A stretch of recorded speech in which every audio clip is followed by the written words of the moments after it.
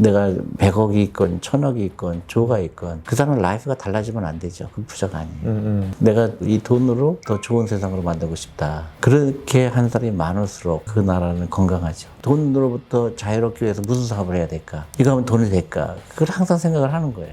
피부로 고통을 느끼지 않은 사람은 절박함이 없죠. 그러니까 돈을 함부로 쓰게 돼요. 남의 밑에서 노예처럼 살 거냐, 망하더라도 내 거 하고 살 거냐, 그거에 대한 차이예요. 미국에서도 많은 사람들이 엄청난 돈을 버는 사람들 물어보면 나는 럭키했어요. 다행히도 공부를 못했어요. 그런 사람이 대부분이에요. 남이 나를 어떻게 보느냐가 중요한 사회에서는 그 반대로 행동할 수 있는 용기가 필요하죠. 존리의 부자학교 대표로 있는 존리입니다. 반갑습니다, 대표님. 네. 우리나라 금융계에서 제일 유명하시다고 저는 생각하고 그 있고. 정도는 아니고요. 그리고 제가 8년 전에도 만났었습니다. 아, 그래요? 네. 어디서? 8년 전에 마포나비 프롬에서. 저기 북클럽. 네, 북클럽에서 뵀었고 저한테 되게 센세이션 했는데 그런 분을 제가 제 유튜브에 보실 수 있어서 너무 영광이고 진심으로 감사드립니다. 네, 그래요. 오늘 주제가 평범한 사람도 100억 부자 되는 방법. 정말 많은 부자분들을 만나셨을 텐데 그 부자들이 갖고 있는 공통점? 이런 게 좀 있을까요? 부자들한테 어떻게 부자 됐습니까? 그러면 많은 분들이 럭키했어요 그래요. 운이 좋았습니다. 그게 무슨 얘기냐면은 교만하지 않은 거예요. 내가 잘했기 때문에 부자가 됐다. 그런 사람이 거의 없어요. 굉장히 험불해요. 그리고 공통적인 게 뭐냐면 정말 돈을 귀하게 여기는 사람들이에요. 함부로 쓰지 않고. 그러면서 남들과 다른 라이프를 산 거예요. 제가 어떤 부자들 모임에 갔는데 공통적으로 그 얘기를 하더라고요. 근데 재미난 거는 아버지가 부자인 사람은 거의 없어요. 정말요? 근데 뭐 재벌 회장의 아들이라 그러면 또 다르겠지만. 네네. 네. 아버지가 부자가 아니었다라는 말씀은 절실함이 있고 결핍이 있다라고 봐도 괜찮아요. 그렇죠. 절실함이죠. 좋은 학벌이 없거나 정말로 가난했거나 그래서 돈이 정말로 중요하구나 그걸 느낀 사람들이지 나는 아버지가 남께 좀 그거 갖고 부자가 됐다 그런 사람은 거의 없어요. 그 다음에 또 공통적인 게 부자처럼 보이려고 막 비싼 물건을 사고 그런 사람 별로 없었던 것 같아요. 물론 있겠지만 자기한테 돈을 안 써요. 그리고 투자를 잘했고 호기심이 많고 긍정적이에요. 부정적인 사람은 거의 못 봤어요. 매사에 긍정적인 사람들 그게 전부였던 것 같아요. 자연적으로 돈이 중요하다는 걸 알기 때문에 항상 일찍 일어나고 돈으로부터 자유롭기 위해서 무슨 사업을 해야 될까? 이거 하면 돈이 될까? 그걸 항상 생각을 하는 거예요. 그 쓸데없이 돈을 안 쓰는 거죠. 그러다가 보니까 기회가 왔고 절박한 사람들은 기회가 온 걸 알아요. 절박하지 않은 사람은 그 기회가 왔는지도 몰라. 그러니까 게으르게 되고 돈을 잘못 쓰게 되고 하다 보니까 시간은 흘렀고 공통적으로 내가 부자들을 보면 기회가 왔을 때 그 기회가 온 걸 아는 사람 그런 사람들 대부분이에요. 말씀 중에 너무 공감이 많이 가는 게 제가 이제 유튜브 고해남 TV를 하면서 인터뷰를 하는 분께 촬영 다 끝난 다음에 혹시 그러면 소득이 어느 정도 되시냐 이렇게 막 물어보면은 제가 지금 만날 수 있는 분들은 한 매출 최소한 한 5억에서 한 100억 사이 정도 되는 분들 정도 뵙는 것 같고 특히 직장인 하시다가 사업하고 월 2, 3천만 원씩은 충분히 벌고 계신 분인데도 정말 폭발적으로 열심히 사는 분들 보면은 항상 다 좀 어려웠던 것 같아요. 영어로 그런 말을 쓰죠. No pain, no gain. 피부로 고통을 느끼지 않은 사람은 절박함이 없죠. 그러니까 돈을 함부로 쓰게 돼요. 지나고 나니까 모든 일이 그래요. 절박하고 최선을 다하는 사람하고 적당히 하는 사람하고 차이죠. 절박한 사람은 누가 깨우지 않아도 일찍 일어나요. 근데 절박하지 않은 사람은 아침 11시까지 자죠. 그 차이예요. 그럼 이제 아까 돈을 좀 이렇게 아껴 쓰신다고 하셨잖아요. 어떤 곳에다가 좀 그러면 부자들이 좀 돈을 그건 쓰는지. 자기 알아서 하는 일이지. 근데 우리 사람들은 잘못 알고 있는 게 돈이 많은 사람 봤을 때 그 사람이 돈을 어떻게 쓸까. 근데 그거는 굉장히 다양해요. 예를 들어 당장 내 친척들 도와줄 수도 있잖아요. 그렇게 쓸 수도 있고 자식들한테 집을 사줄 수도 있고. 근데 목표가 그렇게 되면 좀 그렇죠. 일단은 부자가 되고 싶어야 되는 게 있는데 예를 들어서 많은 유튜버들이 나는 주식 투자해서 페라리 몰고 다닌다. 이런 거를 부자라고 얘기하거든요. 그건 부자가 아니에요. 돈이 많은 거지. 부자라는 거는 철학까지 포함되죠. 근데 우리는 너무나 그 부를 과시하는 거를 부자라고 생각해요. 그러니까 부자에 대해서 적대감이 생기죠. 근데 부자는 그런 게 아니에요. 내가 100억이 있건 1000억이 있건 조가 있건 그 사람 라이프가 달라지면 안 되죠. 그건 부자가 아니에요. 근데 우리는 부자가 되면 돈이 없는 사람들은 없이 여겨도 된다는 권리가 생긴 것처럼 생각할 수도 있거든요. 근데 그때부터는 진정한 부자라고 볼 수 없죠. 많이 질문하거든요. 강연 갔을 때. 왜 부자가 왜 그러냐. 그럼 대부분 뭐라 그러냐면 나 좋은 차 사고 싶어서. 좋은 집에서 떵떵거리고 살고 싶어서. 근데 그런 사람은 또 부자가 잘 안 돼요. 그런 것보다는 내가 돈이 많아서 세상을 좀 바꾸고 싶다. 내가 이 돈으로 더 좋은 세상으로 만들고 싶다. 그렇게 한 사람이 많을수록 그 나라는 건강하죠. 그럴 것 같습니다. 약간 부자가 과시하는 것에만 집중하면은. 그렇지. 그러면은 소외감 느끼죠. 그러니까 없는 사람들, 그 사람들을 생각해야 되고, 저 사람 도와줘야 되겠다는 사람이 많을수록 좋지. 특히 주식 투자하는 사람들이 그런 얘기 많이 하거든. 나는 얼마 벌었다. 그래서 뭐 좋은 차 샀다. 네, 캡처해서 항상 올리잖아요. 그러니까 인스타에. 네. 그런 게 좀 안타깝죠. 부자가 되라고 교육도 안 하고 돈이 없어도 괜찮다고 가르치고 그게 이제 좀 안타깝죠, 한국에서. 근데 누구나 부자는 가능하다. 시간이 있으면 된다. 시간을 좀 말씀해 주셨는데 최대한 일찍 투자를 시작하라는 말씀이실까요? 그럼요. 인생은 마라톤하고 똑같다. 근데 마라톤을 잘 뛰려면 어떻게 되죠? 누가 제일 유리할까요? 마라톤을 먼저 뛴 사람? 그렇죠. 일찍 출발하는 사람. 아침에 출발하는 사람이 당연히 여유롭게 긴장할 필요가 없잖아요. 천천히 가도 되고. 근데 방향만 똑바로 하면 되잖아요. 근데 대부분은 그걸 안 하다가 저녁에 대해서 뛰려고 하니까 힘들지. 제가 딱 그 얘기에 맞는 것 같습니다. 왜냐면은 제가 이제 사업을 38에 시작했거든요. 근데 유튜브에서 이제 인터뷰한 분들 보면은 사업을 일찍 시작하고 이제 몇 번 엑시트한다거나 그런 거 보면서 아, 이게 시간의 축적이 되게 중요하다는 걸 너무나 많이 느끼니까 더 열심히 하루에 좀 집중하게 된 것 같아요. 그 다음에 이제 내 일이니까. 이제 남의 일이 아니죠. 내 거니까. 네. 훨씬 더 의미도 있고. 그리고 잘못되면 내 잘못이고. 그러니까 훨씬 더 재밌을 수가 있죠. 누가 일어나고 안 해도 일찍 일어나게 되고. 그래서 작업정신이 중요하죠. 다른 영상에서도 많이 말씀하시는 게 창업정신이 많은 나라가 더 잘 된다. 일본하고 미국하고 좀 비교해 주셨던 것 같은데. 그렇죠. 결국 그거거든요. 남의 밑에서 노예처럼 살 거냐. 망하더라도 내 거 하고 살 거냐. 그거에 대한 차이예요. 망하더라도 내 거 하다고 망하는 게 낫지. 평생을 남을 위해서 처음에는 이제 취직하는 것도 중요하죠. 근데 그게 목표가 되면 내 인생은 굉장히 슬프지. 제가 대기업 생활만 거의 9년 하다가 이제 퇴직을 했거든요. 근데 제가 대기업을 간 이유가 일단 그게 가장 성공한 길인 것 같다고 막연하게 그렇죠. 사람들이 남들이 원하니까. 남들이 원하니까 거기에 들어가게 되면 나는 성공하게 보여지겠지. 근데 거기에 중대한 오류가 있는 게 우리 한국은 남이 나를 어떻게 보느냐가 굉장히 중요한 사회거든. 너 어디 다녀? 그러면 너 대기업 다녀. 빌딩도 좋은 데 가서 여기 뭐 달고 네. 뭐 그게 멋있을까? 남들이 그러니까 나도 그런 줄 알고 네. 그런 거죠. 그게 이제 우리는 그런 교육을 받지 않아서 그래요. 오너십을 가르치지 않았기 때문에 우리는 남이 나를 어떻게 보느냐가 중요하기 때문에 나 어디 다녀. 이게 중요한 거예요. 타이틀이 중요한 사회야, 한국은. 네. 미국은 돈이 중요한 사회예요. 타이틀은 뭐가 중요해요? 월급이 중요하잖아요. 난 미국에 있을 때 승진이 되는 거 요만큼도 관심이 없었어요. 연봉이 얼마큼 올라가느냐가 관심이 있지. 근데 한국에 오니까 과장이 되는 게 중요하고 차장이 되는 게 중요한 거라 그건 아니지. 내 연봉이 중요하지. 근데 저 중소기업에서 나한테 돈을 더 많이 준다. 당연히 그걸로 가야죠. 근데 한국은 명함이 중. 그게 나는 굉장히 신기했어요. 그러니까 아직도 우리는 봉건주의 사회에 살고 있는 거예요. 제가 너무나 여실히 느끼는 게 제가 경기도 ROTC를 나왔는데 2년 뒤, 3년 뒤, 4년 뒤에 그 위에 있는 선배들을 봤을 때 누가 여기 갔더라, 누가 여기 갔더라 다 이것만 들으니까 이게 제일 멋있는 건가 보다 라는 생각을 좀 했던 것 같아요. 그렇죠. 내가 최근에 작업에 성공하신 분을 만났는데 지방에 계신 분인데 근데 그분이 학교를 좋은 데를 못 나왔어요. 공업고등학교 나오고 야간학교 나왔나 그래요. 근데 대기업에 들어갔는데 이미 승진이 정해져 있는 거예요. 근데 이 사람은 계속 밀릴 수밖에 없는 거니까 야 여기서 있다가는 승진이라든가 그런 거는 바라볼 수 없겠구나. 그래서 창업을 했는데 지금 엄청나게 성공한 거죠. 그래서 그게 무슨 얘기냐면은 어떻게 보면 럭키한 거예요. 내가 좋은 학교 안 갔기 때문에. 내가 만약 서울대 공대를 나왔으면 그 정도 거기서 노력은 안 했을 것 같아요.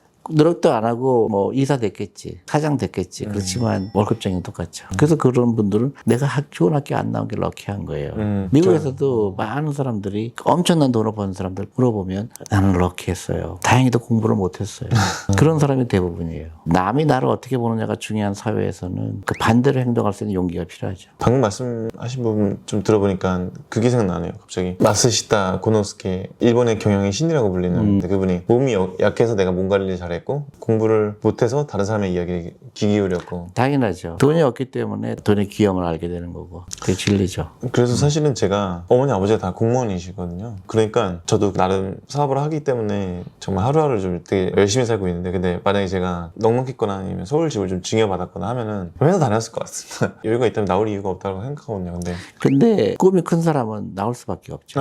왜냐하면 그러니까. 평생을 남 시키는 걸 해야 되거든. 네. 그 드라마 김 부장을 보면서 굉장히 재미나게 느낀 거는 그 김 부장은 이사가 되는 게 꿈이었잖아요. 근데 그게 뭐예요? 남이 나를 어떻게 보느냐가 중요해요. 맞아요. 내가 왜 이사가 돼야 될까? 맞아요. 이사가 되면 월급이 얼마일까? 내가 꼭 이사를 해야 될까? 거기에 대한 생각을 못 한 거예요. 그래 어떻게 보면 세장 속에 갇힌 거지. 날르고 싶지가 않은 거예요. 거기서 수능해서 남이 주는 모이를 먹고 싶은 거예요. 그게 어떻게 보면 슬프죠. 너무 공감이 가는 게 남이 나를 어떻게 볼까에 갇혀서 살았던 30대였던 것 같아요. 대부분 그렇죠. 네네. 거기서 저의 자존을 찾았던 것 같습니다. 제가 명함 줬을 때 와, 제 일상은 행복하지 않았지만 가끔씩 명함 줄 때 그래도 근데 명함 줄게 받은 사람이 정말로 그랬을 것 같아요? 속으로는? 아니에요. 아. 전혀. 개인적으로 이 사람에 대해서 정말로 되자거나 그렇게 생각하지 않아. 얘 월급쟁이라고 생각하지. 근데 얘한테 잘 보여야 되는구나. 대기업에서 내가 납품을 해야 되니까. 그쵸. 그렇게 생각하지.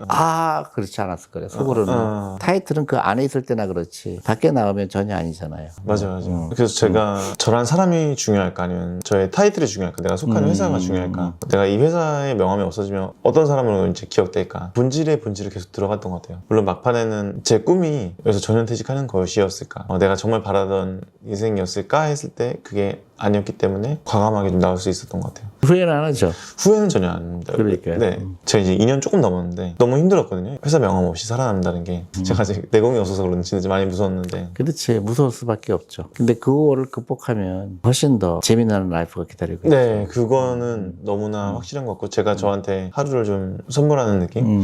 네, 그렇다고 뭐 직장인이 그러지 않다 뭐 그런 건 전혀 아니지만 제가 주도적으로 하루를 맞이하고 있을 수 있고 대표님 이렇게 평일 낮에도 뵐 수 있다는 것도 제가 회사 안 가고 그렇죠. 내가 내 인생을 설계하는 거와 남이 나의 인생을 설계하는 거 틀리죠. 부자가 되기 위해서 이런 사람을 좀 가까이 해라 이런 건 있을까요? 글쎄요. 다 사람마다 환경이 틀리니까 네. 어느 게 뭐 답이다 그런 건 아닌데 가까이 하지 말 사람은 있어요. 그거 궁금합니다. 매사에 부정적인 사람들이 있어요. 이렇게 하려고 그러면 그건 안 돼. 저건 안 돼. 그런 사람은 좀 멀리 할 필요가 있어요. 나한테 도움이 안 돼요. 그러면 이 부정적인 기운이 계속 가득 차게 돼 있어요. 그게 배우자일 수도 있고 아니면 친한 친구일 수도 있는데 내가 볼 때는 지나고 나니까 항상 부정적인 사람은 죽을 때까지 부정적이에요. 안 바뀌는 거네요. 잘 안 바뀌어요. 내가 이제 주식에 투자해야 된다고 얘기를 하면 두 가지 종류가 있어요. 한 분은 내가 주식에 잘못 알았어요. 주식에 투자해야 되는 거였군요. 그러면 당장 계좌는 어떻게 여는 겁니까? 그렇게 물어보는 사람이 있는 반면에 에이 시작하자부터 문을 닫아버리는 사람이 있어요. 근데 그분은 어떤 일을 해도 닫아버려요. 그러니까 들으려고 하진 않아요. 내가 볼 때 그런 사람 가까이 하면 안 되겠구나 하는 거죠. 긍정적인 마인드가 중요해요. 이런 것도 있었네요. 이거 어떻게 하는 거예요? 그렇게 해야 자기도 긍정적인 에너지가 생기고 주위에 사람들이 모이죠. 가르쳐주고 싶고. 근데 저거 하면 안 돼. 저거 도박이야. 그런 사람들은 주위 사람도 모이지 않고 본인도 잘못되고. 근데 그게 한 분야가 아니라 그게 이제 습관적으로 돼요. 너무 느껴지는 게 제가 무언가를 시작한다고 했을 때 주변에 잘 되는 분들은 되게 좋은 아이디어다 아니면 이거는 이러이러해서 이런 근거로 이건 조금 안 좋을 수 있다 더 연구해봐라 라든지 되게 적극적인 조언을 해주고 멀리하는 분들은 그냥 매사에 약간 좀 내 기운을 꺾는 것 같고 그게 습관적이거든요. 우리 아이들 주식 공부하는 반이 있거든요. 그 아이들한테 젠스 후왕에 대한 거를 틀어줬어요. 근데 거기서 그런 장면이 나오더라고. 저는 깜짝 놀랐는데 젠스 후왕하고 같이 창업한 세 사람이 데니스라는 햄버거 가게에서 그 가게도 젠스 후왕이 디시워셔로 일하던데요. 거기서 세 명이서 모아서 야 우리 창업하자. 큰 돈 벌자 했는데 더 재미난 거는 세 명이서 뭘 해야 될지 몰랐어. 그게 엄청난 긍정이죠. 근데 젠스 후왕의 어머니는 놀래갖고 야 그 멀쩡한 직업을 왜 그만뒀냐 그 좋은 직업을 엄청나게 반대를 하셨거든요. 근데 그런 사람들이 한국에서 많이 나와야 되죠. 저는 거기서 굉장히 감동을 받았어요. 대단하다. 뭐든지 하자. 더 큰 부자가 되자. 근데 그분들이 어느 대학 나왔는지 공부 잘했는지 요만큼도 관심 없잖아요. 그때 갖고 있는 건 뭐예요? 그 리스크를 택할 수 있는 용기지. 너무 좋은 말씀이신 것 같아요. 용기. 예. 아주 진짜 워스트 케이스 뭐예요? 뭐 망하는 거지. 그러면 다시 시작하면 되죠. 근데 부정적인 사람은 끊임없이 물어봐요. 망하면 어떻게 해요? 그러니까 안 망하게 해야지. 근데 한국은 창업하는 좋은 환경이 아니에요. 미국은 그럴지 모르지만 당신 미국 가봤어요? 미국에선 창업하는 게 좋은 데일까요? 천만에. 미국은 너 창업하다 실패했으니까 나라에서 도와줄게. 그런 시스템이 있을까요? 없을까요? 미국은 없어요. 한국은 창업센터가 얼마나 많아. 부정적인 사람은 끊임없이 그렇게 들어가요. 계속 한국에 대한 부정적인 얘기하는 사람. 어떻게 보면 창업하는 사람들은 기회죠. 남들이 안 하니까. 네. 결국은 그 리스크 테이킹을 하는 거예요. 그러면 만약에 주식을 이제 시작하고 싶다고 하면 뭐부터 해야 될까요? 당장 계좌를 열어야죠. 대부분 계좌를 안 열어요. 내일 하지 모레 하지. 근데 그렇게 되면 안 되고 계좌를 열고 특히 연금저축펀드 계좌. 오늘 당장 시작하는 거예요. 코스피 200 ETF. 오늘부터 내가 돈 생기면 무조건 월급의 10% 아니면 20%는 무조건 투자한다. 그리고 나머지 돈으로 소비한다. 그 원칙만 지켜도 무지무지하게 큰 도움이 될 거예요. 그럼 종목은 ETF 사면 되지 코스피 200. 코스피 200을 네, 뭐 종목 잘해봐야 뭐 하려고. 미국 주식보다도 코스피. 아이 뭐 그거는 이제 성향의 차이인데 투자라는 거를 특별하게 생각하는 거예요. 종목을 맞추는 게 아니에요. 시간에 투자하는 거지. 그리고 코스피 200이 됐건 S&P 500이 됐건 꾸준하게 투자하는데 이왕이면은 가격이 펀더멘털 대비 더 저렴한 걸 사는 게 유리하잖아요. 한국 주식이 유리한 거죠. 근데 이제 한국 주식만 하는 거 나는 별로다. 그러면 미국 주식이 S&P 500에 20% 한다든가 30% 한다든가 그건 자기의 성향이에요. 근데 그걸 자꾸 물어봐. 어떻게 하는 게 좋아요? 미국이 좋아요? 한국이 좋아요? 그걸 내가 어떻게 알아요? 그거 모르는 거예요. 20년 후에 어떻게 될지 내가 어떻게 알아요? 그러니까 분산 투자하는 거예요. 근데 내가 봤을 때 한국이 너무 싸다. 내가 봤을 때 왜 한국이 싸냐? 한국 주식이 좋다고 생각하는 사람이 없으니까 싼 거예요. 그러니까 영리한 사람은 한국 주식 사는 거예요. 그게 결국 라이프 스타일이고 여유로움이지. 근데 우리 끝까지 이게 좋을까? 저게 좋을까? 언제 살까? 언제 팔까? 그거는 이제 가장 중요한 거 잊어버린 거죠. 시간에 투자한다는 거를. 그러니까 고민하지 않아도 되는 걸 고민하게 되고 또 매스컴에서 꾸준하게 뭐 한국이 어떻고 이자율이 어떻게 되고 인플레이션이 어떻고 그거는 잡음이에요, 잡음. 내 투자하고는 상관이 없어요. 나는 20년 동안 투자할 거다. 월급의 20% 투자할 거다. 그게 여유로움이에요. 부자들은 그렇게 해요. 근데 가난한 사람은 조금 고민해. 제가 찔렸습니다. 네, 이걸 살까 팔을까. 쓸데없는 시간이죠. 시간 낭비지. 그렇다면 일단 주식은 ETF에 해서 시간에 투자하고 나머지는 내 본업에 좀 몰입하라는 얘기로. 당연하죠. 내가 잘하는 걸 해야지. 근데 내가 주식에 투자한 이유는 딱 한 가지예요. 내가 일을 하지 않아도 누군가가 나를 부자로 만들기 위해서 일한다는 얘기예요. 주식을 사는 이유는 유일하게 그거예요. 내가 일을 안 해도 이 회사가 열심히 일해서 나한테 배당도 주고 회사 가치가 올라가니까 나는 또 그걸 통해서 주식의 가격이 상승하니까 거기서 또 돈을 벌고 그게 전부예요. 굉장히 심플하잖아요. 네. 그러니까 부자들은 그렇게 심플하게 살아요. 근데 가난한 사람은 어떻게 해요? 첫 번째, 투자를 안 해. 좋은 옷 사느라고, 네. 여행 가느라고. 돈에 대한 절실함이 없으니까 계속 가난하게 될 수밖에 없지. 가득값만 늘어나지. 그러니까 자본을 축적해야 되는데 보통 사람들은 지출을 축적하죠. 어떻게 하면 빨리 가난해질까? 어떻게 하면 빨리 멋있어질까? 어떻게 하면 내가 차를 좋은 거 사갖고 사람들이 나를 우러러보게 할까? 그게 이제 점점 부자가 되는 거라고 멀어지는 거죠. 그래서 이런 얘기하면 부정적인 사람들 그렇게 물어봐요. 야, 죽을 때 가져갈 것도 없는데 뭐 그렇게 돈에 연연하냐? 돈 때문에 고생해보지 않은 사람들이. 너무 공감 가는 말입니다. 그러니까 엄마가 아빠가 빌딩을 갖고 있거나 그러면 저건 내 거 될 텐데. 그러니까 귀한 걸 모르죠. 또 부모가 부자니까 등록금도 내줬지 유학까지 보내주니까 자기가 대단한 건지 착각하는데 부모님 돌아가시고 나면 그때부터는 다운사이드예요. 생존력이 좀 떨어질 것 같습니다. 많이 떨어지지. 그러니까 뭐예요? 많은 한국의 그 자녀끼리 재산 때문에 싸우잖아요. 내가 자신 있으면 굳이. 네. 그렇죠. 네. 그 절실함이라는 키워드가 좀 너무 좋은 게 제가 이렇게 살다가는 큰일 나겠다라는 그래서 약간 하루하루를 너무 소중하게 선물처럼 쓰고 있는 것 같아요. 근데 제가 만약에 조금 넉넉했다면 이런 마인드까지는 없었을 것 같아요. 그렇죠. 그리고 이제 돈이 절실한 사람은 굳이 좋은 동네 가서 살 필요도 없고 남한테 보여줄 필요도 없고 그러니까 좋은 차 살 필요도 없고 그게 이제 파이낸셜 프리덤이라고 하죠. 그때 자유를 얻는 거예요. 남이 나를 어떻게 보는 게 중요한 게 아니라 내가 내 자산이 늘어나는 걸 거기 기쁨, 사업이 잘 되는 기쁨, 또 안 되면 어떻게 할까 해결하면서 또 느끼는 보람이라든가 아주 최악의 케이스 망할 수도 있죠. 그렇지만 그냥 아무것도 안 하고 평범한 라이프를 사는 것보다는 이게 훨씬 더 의미가 있죠. 또 망한다고 해서 그 끝이 아니잖아요. 그리고 거기서 또 배울 수가 있잖아요. 미국의 경제 위기 때 해고를 당한 사람들한테 다시 물어봤어요. 한 3년 있다가 옛날 회사로 돌아갈 마음이 있느냐. 어떻게 됐을까요? 80%가 no way. 더 잘 살고 있다는 거네요. 그게 더 잘 된 거예요. 더 생존력이 있으니까. 밖에 나와보니까 너무너무 좋은 세상이 많은데 그 안에서 그것만 보니까 드라마에 나온 것처럼 이사짜리만 되는 게 목표였거든. 기회가 많은 걸 못 본 거죠. 네. 그 우물 안의 개구리인 거지. 제가 딱 2년 지나니까 제가 봤을 때 더 안전하다는 사실은 조금 건방지게 생각할 수 있는데 그럴 수 있죠. 더 안전하죠. 왜냐면 기회들이 많이 보이니까 기회를 창출할 수 있는 그런 내공이 조금 쌓이다 보니까 그렇지. 근데 이게 시간이 조금 걸렸거든요. 제가 두 번째 퇴사였습니다. 첫 번째 퇴사가 29대 들어서 31살 때 퇴사했을 때는 내공이 없으니까 너무 두렵고 다시 취업해야 되겠다라고 해서 취업을 한 거거든요. 그때 당시 31살의 저와 그 다음에 38살에 저는 좀 준비도 많이 하고 책도 많이 읽고 정말 사업하는 사람도 많이 만나면서 내공을 좀 많이 쌓았던 것 같습니다. 콘텐츠를 만들어보는 경험도 해보고 그 시간이 쌓였기 때문에 지금은 조금 기회를 보는 눈과 그걸 실행할 수 있는 용기가 조금 있는 것 같습니다. 그럼요. 그리고 아직 젊으니까. 그리고 이제 몇 번 위기도 있을 거예요. 대부분 근데 잘 되다가 망한 사람들의 공통점은 장사가 잘 안 돼서 망한 게 별로 없어요. 신뢰를 잃어서인가요? 교만. 교만해서요. 네. 대부분 옆에서 잘 되다가 망한 사람들 보면 갑자기 자기가 대단한 걸로 착각을 해요. 그래서 진짜 잘 되는 사람들 보면 사람들이 물어보면 어떻게 해서 이렇게 큰 부자가 됐습니까? 이렇게 했어요. 그게 정답이에요. 운이 좋았습니다. 그 사람이 그냥 하는 얘기가 아니에요. 정말로 나는 많은 사람들이 도움을 받았구나. 내가 정말로 고마운 사람이 많구나. 이런 사람들이지 내가 잘나서 이렇게 부자가 됐어요. 그런 사람은 거의 없어요. 대부분 망하죠. 다른 사람들의 도움 덕분에 내가 됐다라고 그런 감사함을 느끼는 사람이 잘 되는 이유는 뭘까요? 그게 교만하지 않다는 얘기거든요. 간접적으로. 교만하게 되면 다른 사람 말이 안 들어와요. 왜냐면 내가 신이 돼버렸고.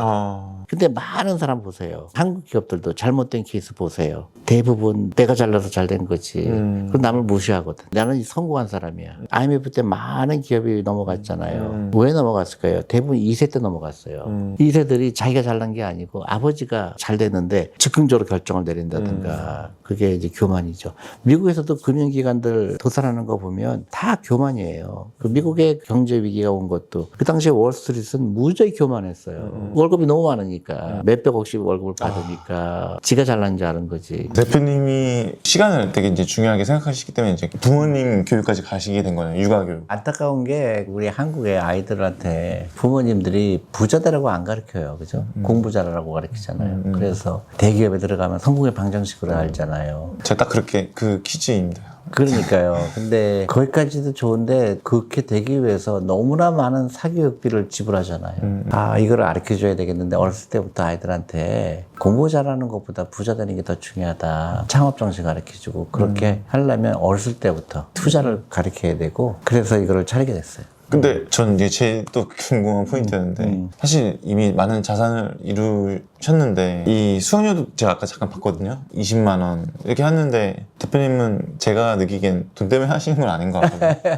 그렇죠. 돈이 전부라 그러면 안 했겠죠. 근데 나는 엄청난 창업이 될 수 있다고 생각해요. 왜냐하면 이 수요가 너무 많아요. 전국적으로. 그리고 우리 경쟁자가 없어요. 또 하나는 좋은 일 하는 거잖아요. 나도 언젠가는 이제 은퇴해야 될 거고, 언젠가는 다 죽죠. 근데 그 전에 내가 남길 수 있는 거는 그래도 한국의 금융교육에서 누구보다 먼저 시작을 했고, 제자들을 많이 기르고, 시작점에 와 있다. 그런 생각이 들어요. 그럼 마인드를 가르쳐 주시는 거 아니면 어떤? 그렇죠. 다 누구한테 희망을 주고 싶은 거죠. 부자 될 수 있습니다. 시간에 투자하세요. 이제 그거를 전파하는 거죠. 부자가 아직 아닌 사람들 90%가 타겟 마켓이에요. 이미 부자인 사람은 알아서 다 부자가 되는데 나머지 90%는 부자가 아니거든요. 당신들한테 부자가 되는 거를 가르쳐주고 싶은 거죠. 우리 한국 국민의 90%가 이제 우리 고객이 될 거라고 생각하는 거지. 근데 좋은 문화를 알려주시는 거니까. 그렇지. 자신감, 그 다음에 희망, 그리고 지금 내가 당장은 돈이 없지만 나는 부자가 될 수 있다는 걸 가르쳐주고 싶고 라이프 스타일을 바꾸고 그거를 몰라서 못하는 거거든. 모르니까 비싼 돈을 사교육비에 쓰고 아이들은 행복하지 않고 대기업에 취직하는 게 유일한 목표가 되면은 좀 골치 아프죠. 아이들은 인생이 훨씬 더 다양할 수 있는데 부자가 될 수 있는데 그거를 시작했다는 게 의미가 있죠, 사실은. 제가 또 대표님의 꿈을 응원하겠습니다. 존니 대표님의 그런 생각들이 많이 퍼질 수 있도록 저도 주변 사람들한테 많이 알릴 수 있도록 하겠습니다. 좋습니다. 또 귀한 시간 내주시면 감사하겠습니다. 그래요. 다음에 또 봐요. 감사합니다, 대표님. 네, 그래요. 네.